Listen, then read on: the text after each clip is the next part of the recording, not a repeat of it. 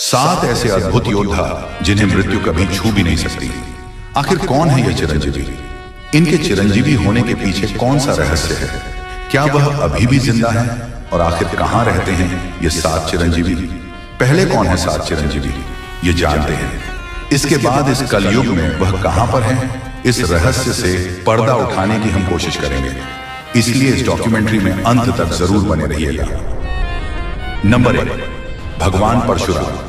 भगवान परशुराम श्री विष्णु के एक अवतार के रूप में माने जाते हैं। उनका जन्म आर्षि जमदग्नि और उनकी पत्नी रेणुका के घर हुआ था। परशुराम नाम का अर्थ है परशु यानी कुल्हाड़ी धारण करने वाले राम। वे जन्म से ब्राह्मण थे, लेकिन उन्होंने क्षत्रियों के विरुद्ध युद्ध किया था।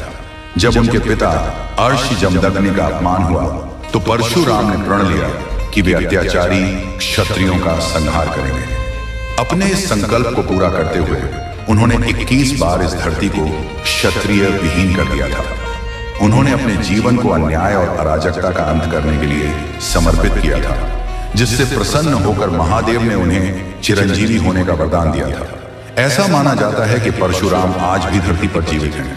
नंबर 2, अश्वत्थामा। अश्वत्थामा का नाम हिंदू पौराणिक कथाओं में एक रहस्यमय योद्धा के रूप में आता है। महाभारत के प्रमुख योद्धाओं में से एक अश्वत्थामा को अपनी अपार शक्ति, शौर्य और ज्ञान के लिए जाना जाता है। लेकिन उनकी कहानी केवल एक महान योद्धा की नहीं है। यह कहानी है अमृता, श्राप और अनंत पीड़ा की। अश्वत्थामा महाभारत के महान गुरु द्रोणाचार्य के पुत्र थे। कौरव और पांडवों के साथ साथ गुरु द्रोण ने अपने पुत्र अश्वत्थामा को सभी अस्त्रों का ज्ञान दिया। द्रोण ने अश्वत्थामा को नारायणास्त्र का भी ज्ञान दिया था, जिसका प्रयोग उन्होंने अपने सबसे प्रिय शिष्य अर्जुन को भी नहीं सिखाया था। उनके माथे पर एक दिव्य मणि थी जो उन्हें अद्वितीय शक्ति और रोगों से रक्षा प्रदान करती थी। अश्वत्थामा को भगवान शिव का भक्त माना जाता है और उन्होंने कठोर तप करके शिव जी का आशीर्वाद पाया, जिससे उनकी ताकत और बढ़ गई। कुरुक्षेत्र के युद्ध में वे कौरवों के पक्ष में लड़े और उनकी वीरता और शक्ति युद्ध के दौरान कई बार सामने आई। कुरुक्षेत्र में जब पांडवों ने छल से द्रोणाचार्य का वध कर दिया, तब अश्वत्थामा में प्रतिशोध की आग भड़क उठी। पांडवों का नाश करने के लिए उन्होंने नारायण अस्त्र का प्रयोग किया, जिसे किसी भी तरह रोका नहीं जा सकता था। जब अश्वत्थामा ने इस अस्त्र का प्रयोग किया तो कुरुक्षेत्र में पांडवों की सेना में हाहाकार मच गया। नारायण अस्त्र भगवान विष्णु का दिव्य अस्त्र था। इस अस्त्र के सामने जो आता था वह भस्म हो जाता था। इस अस्त्र को काटने की जितनी कोशिश की जाती थी, यह अस्त्र उतना ही तीव्र हो जाता था। नारायणास्त्र को रोकने का एकमात्र तरीका था कि उसके सामने आत्मसमर्पण कर दिया जाए, यानी कोई हथियार ना उठाए और शांत हो जाए। अश्वत्थामा के नारायणास्त्र से बचने के लिए श्री कृष्ण ने पांडवों को सलाह दी कि वे और उनकी सेना सभी हथियार छोड़कर शांत खड़े हो जाएं और अस्त्र के सामने आत्मसमर्पण करें। श्री कृष्ण के कहे अनुसार जिन्होंने हथियार छोड़ दिए और शांत खड़े हो गए, वे सुरक्षित रहे। लेकिन जो योद्धा डर और गुस्से में आकर नारायण अस्त्र का सामना करने लगे, वे अस्त्र की तीव्र अग्नि में जल गए। इस तरह श्री कृष्ण की सूझबूझ और सलाह से पांडवों और उनकी सेना ने नारायण अस्त्र के प्रचंड प्रभाव से बचने में सफलता पाई। युद्ध के अंतिम दिन दुर्योधन की मृत्यु के बाद अश्वत्थामा ने पांडवों से बदला लेने की ठानी। रात के समय अश्वत्थामा ने पांडवों के शिविर में घुसकर पांडवों के सभी पुत्रों का वध कर दिया। यह कार्य धर्म के विपरीत था, क्योंकि उसने निहत्थे सोए हुए योद्धाओं पर वार करके उनका वध किया। इसके बाद पांडवों पर उसने ब्रह्मास्त्र का प्रयोग किया। उस ब्रह्मास्त्र को काटने के लिए अर्जुन ने भी ब्रह्मास्त्र छोड़ा। अगर दोनों ब्रह्मास्त्र आपस में टकराता तो इससे पूरी पृथ्वी का विनाश हो जाता। इसलिए भगवान श्री कृष्ण के कहने पर अर्जुन ने अपने चलाए हुए ब्रह्मास्त्र को वापस ले लिया। अश्वत्थामा ब्रह्मास्त्र चलाना तो जानते थे, लेकिन उन्हें इसको वापस लेना नहीं आता था। इसीलिए अश्वत्थामा ने तब उस अस्त्र को अभिमन्यु की पत्नी उत्तरा के गर्भ की ओर भेज दिया। वह पांडवों के वंश का विनाश करना चाहता था। भगवान श्री कृष्ण ने जब देखा कि ब्रह्मास्त्र का प्रभाव उत्तरा के गर्भ में पल रहे बच्चे पर पड़ने वाला है, तो उन्होंने अपने दिव्य शक्तियों से उस बच्चे की रक्षा की। श्री कृष्ण ने बालक को जीवन दान दिया और अश्वत्थामा को श्राप दिया कि वह युगों युगों तक भटकता रहेगा। उसे ना तो मृत्यु मिलेगी और ना ही उसकी पीड़ा समाप्त होगी। उनके माथे की मणि को भी श्री कृष्ण ने निकाल दिया। इस श्राप के कारण ही अश्वत्थामा आज भी जीवित हैं। लोगों का मानना है कि वे हिमालय के घने जंगलों, वनों और गुफाओं में निवास करते हैं। उनके बारे में कई कहानियां सुनी जाती हैं, जिनमें दावा किया गया है कि लोगों ने अश्वत्थामा को देखा है। कुछ लोग मानते हैं कि वे मध्य प्रदेश के जंगलों में विचरण करते हैं। कई साधु और तपस्वी ने अश्वत्थामा को गंगा के किनारे किसी सुनसान जगहों पर देखा है। कहा जाता है कि उनकी पीड़ा और घाव अब भी वैसे ही हैं जैसे उन्हें श्री कृष्ण से श्राप मिला था। जो साधु हिमालय में तपस्या करते हैं, उन्होंने भी एक लंबे बलशाली व्यक्ति को देखा है, जिसका शरीर घावों से भरा हुआ है और जिससे दुर्गंध आती है। जब उन्होंने उस व्यक्ति से पूछा कि वह कौन है, तो उसने खुद को अश्वत्थामा बताया और बताया कि वह अपने पापों के कारण श्रापित होकर भटक रहा है। मध्य प्रदेश के बुरहानपुर जिले के असीरगढ़ किले में स्थित एक शिव मंदिर में अश्वत्थामा आज भी दर्शन देने आते हैं। कहा जाता है कि वह हर सुबह इस मंदिर में पूजा करने आते हैं और भगवान शिव को फूल चढ़ाते हैं। इस मंदिर के पुजारियों का कहना है कि कई बार लोगों ने सुबह सुबह मंदिर में फूल और ताजे जल के चढ़ावे देखे हैं, जबकि रात में वहां कोई नहीं जाता। अगर आपको यह वीडियो पसंद आ रहा है तो कृपया इसे लाइक और चैनल को सब्सक्राइब जरूर करें। इसमें आपका ज्यादा समय नहीं लगेगा, पर इससे हमें ऐसे और वीडियो बनाने की प्रेरणा मिलती है। नंबर 3, कृपाचार्य। कृपाचार्य को हिंदू धर्म के साथ चिरंजीवियों में गिना जाता है। उनके पिता का नाम शरदन और माता का नाम जनपदी था। उनका जन्म एक विशेष परिस्थिति में हुआ था। जब शरदवान आर्षि गहन तपस्या कर रहे थे, तब इंद्रदेव ने उनकी तपस्या को भंग करने के लिए एक अप्सरा को भेजा।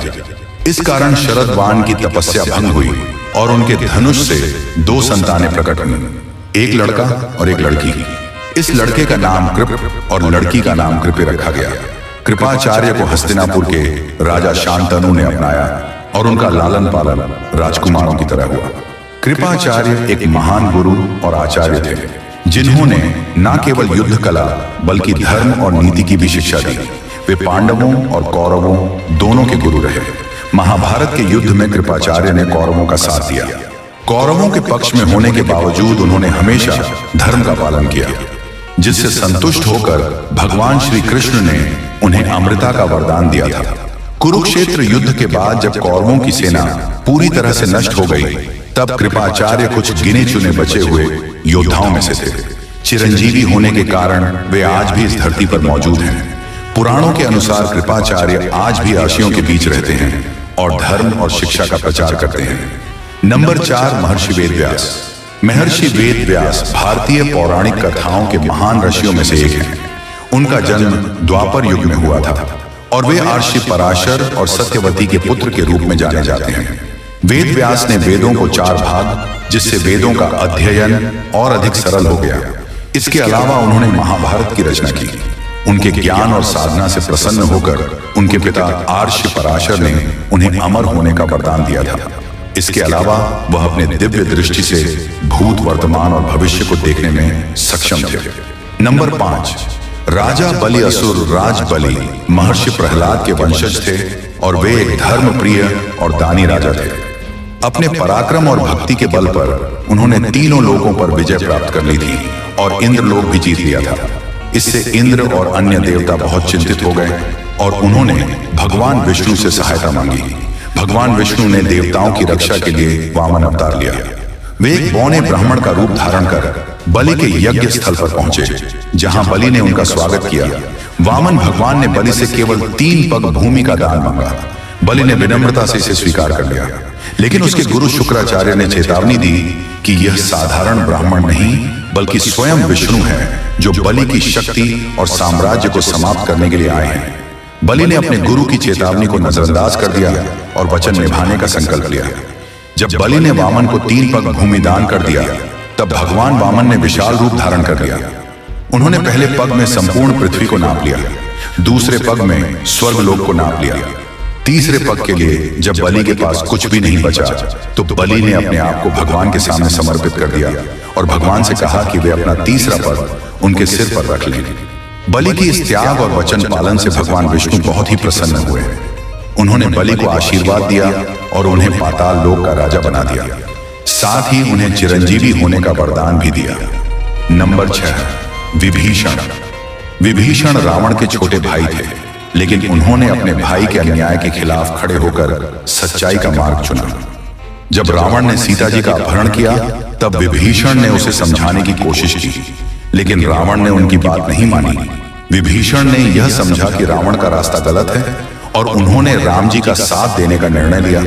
उनकी भक्ति और सत्य के प्रति निष्ठा ने राम जी का विश्वास जीत लिया। विभीषण ने राम जी को लंका की कमजोरियों और रावण की योजनाओं के बारे में महत्वपूर्ण जानकारी दी, जिससे श्री राम को युद्ध में जीत हासिल करने में मदद मिली। जब युद्ध खत्म हुआ और रावण का वध हुआ, तब भगवान राम ने विभीषण की निष्ठा और भक्ति को देखकर उन्हें लंका का नया राजा नियुक्त किया। इसके साथ ही राम जी ने विभीषण को अमृतत्व का वरदान दिया, जिससे वे चिरंजीवी बन गए। नंबर 7, हनुमान जी। हनुमान जी को भगवान शिव का अवतार माना जाता है। वह इतने शक्तिशाली थे कि वह अकेले ही रामायण का युद्ध समाप्त कर सकते थे। ना जाने कितने शक्तिशाली राक्षसों को उन्होंने अकेले ही मौत के घाट उतार दिया था। रामायण के युद्ध में हनुमान जी ने सीता माता की खोज कर उन्हें भगवान राम का संदेश पहुंचाया था। उन्होंने लंका में आग लगाकर रावण के घमंड को चूर चूर कर दिया था। लक्ष्मण जी के मूर्छित होने पर उन्होंने ही संजीवनी बूटी लाया था। जब राम भक्त हनुमान जी ने अशोक वाटिका में माता सीता को श्री राम का संदेश दिया था, तब माता सीता ने उनकी भक्ति और साहस के कारण उन्हें अमर होने का वरदान दिया था। इसके बाद जब भगवान राम का अपने धाम बैकुंठ जाने का समय हुआ, तो हनुमान जी ने उनसे कहा, प्रभु आप मुझे भी अपने साथ ले चलिए, आपके बिना मैं यहाँ क्या करूंगा।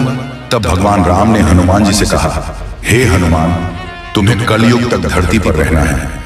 एक समय आएगा जब पाप अपने चरम पर होगा और तब तुम्हें अपने भक्तों की रक्षा करने की आवश्यकता होगी। अपने आराध्य के वचन को कैसे ठुकरा सकते थे बजरंगबली। उन्होंने कहा, प्रभु मैं आपको वचन देता हूं कि मैं कलयुग तक धरती पर रहूंगा। जहां भी आपके नाम का स्मरण होगा, वहां मैं तुरंत उपस्थित हो जाऊंगा। आपकी अयोध्या मेरी प्राण होगी और आपके भक्तों की रक्षा मेरा परम कर्तव्य होगा। कहते हैं कि वे हिमालय की ऊंचाइयों पर स्थित गंधमादन पर्वत पर निवास करते हैं, लेकिन जहां जहां राम की महिमा गाई जाती है, वहां वे शीघ्र ही अदृश्य रूप में प्रकट होकर भक्तों की सहायता करते हैं। कलयुग में जब अधर्म अपने चरम पर होगा, तब धर्म की स्थापना के लिए भगवान विष्णु कल्कि का अवतार लेकर इस धरती पर आएंगे। तब यह 7 चिरंजीवी कली पुरुष को परास्त करने में भगवान कल्कि की सहायता करेंगे। आज के हिंदू सनातन धर्म को लगभग भूल चुके हैं, इसीलिए सनातन धर्म के ज्ञान को सभी तक पहुंचाना हमारा लक्ष्य है। इसे पूरा करने में हमारा साथ दें। चैनल को सब्सक्राइब करें ताकि आप तक हमारी हर जानकारी पहुंचती रहे। कमेंट में जय बजरंगबली अवश्य लिखें ताकि हनुमान जी की कृपा सदा आप और आपके परिवार पर बनी रहे। ये चैनल केवल भक्ति नहीं, एक आध्यात्मिक जागरण है। परेश पारधी चैनल, जहां हर कथा बदल देती है आपकी दिशा और दशा। यहाँ हर वीडियो केवल सुने जाने के लिए नहीं, अनुभव किए जाने के लिए है। श्रद्धा जगाइए, किस्मत जगाइए, यही है परेश पारधी चैनल की पहचान।